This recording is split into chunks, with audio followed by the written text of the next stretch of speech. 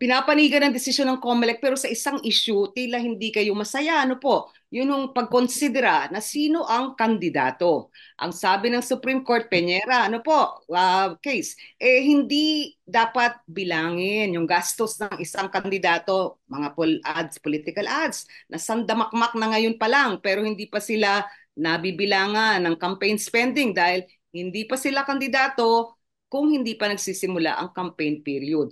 Hindi yata masaya ang COMELEC doon. Ano po, ruling ng Supreme Court. At hindi lamang din po yan ang issue dyan, Mamalu. No? Ang isa pang issue dyan ay yung premature campaigning. Hindi po Correct. namin mailapat yung mga rules ng campaign. Hindi namin sila mabawalan sa paglipana po ngayon. Mula ngayon, ito bago mag-file ng COC, kahit na nag-file ng COC. Pero in fairness po sa ating kataas-taasang kutuman, hindi po nila kasalanan yan. Dahil sila po ay nag-interpret lang ng Section 15 ng Republic Act 8436 na inamyendahan ng Republic Act 9369. Doon po kasi nag-ugat ito. Malinaw po kasi sa probisyon ng batas na yan na ang sino mang naglagak ng COC ay hindi pa maituturing na kandidato except on the day one of the campaign period. So kung titignan niyo po, hindi po kasalanan ng Supreme Court. Kaya sila naman po ay tagapag-interpret lang ng totoong meaning ng batas. Yun po yung batas eh. Kaya nga po, kung makikita niyo po, ang COMELEC sa lahat po ng move na amyendahan, yung parte na yan ng 9369, ay sumusuporta po kami dahil mas gusto po namin yung pamatpatakaran doon sa Omnibus Election Code na ginagawa natin sa barangay SK elections. Paglagak ng COC, automatiko kandidato ka. Alright. Pero ang Kongreso po kaya maging alyado nyo rito, tila hindi sila gagalaw dahil hindi pabor sa kanila. Pagka binilang na kandidato ka pag file ng COC, bilangan na ng inyong campaign finance record.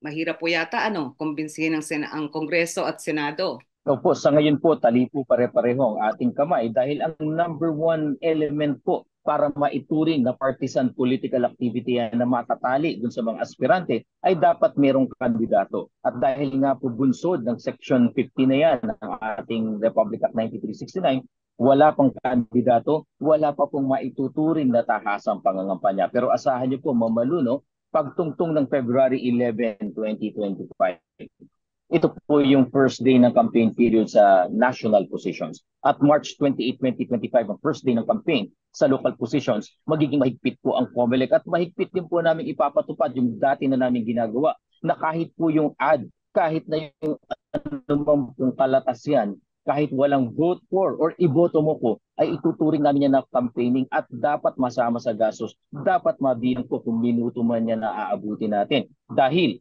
ayon po sa desisyon ng Korte Suprema sa Chavez versus Comelec, lahat ng bagay na yan, pag meron ng kandidato at kandidato yung lumalabas dyan, indirect campaigning po yan. Alright. Ngayon, ang hindi ko yata nabibilang kasi kung day 1 ng campaign period, February 11, sabi ninyo.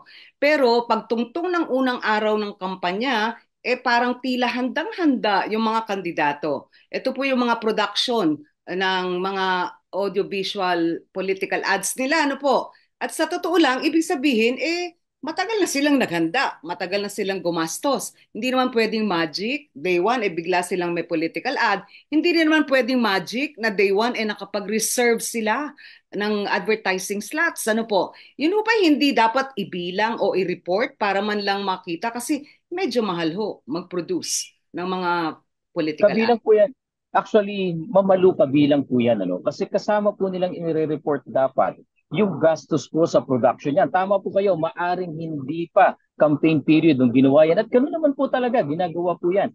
Pero patungkol po yung gastos na yan dun sa ad na makikita natin on the day one of the campaign period. So ang bilang po dun, kasama na yung gastos dun dahil yung, hindi lang yung pag-i-ere, kundi yung pati yung production. Nung gastos po yan eh. Yung total expenditure for the production and airing of the ad ay kasama po yan. And in fact, yung mga kasama po nila mga advertisers, yung kasama po nila doon sa inirehan yan, ng mga ads na yan, ay obligadong magsumite ng contracts and receipts sa COMELEC.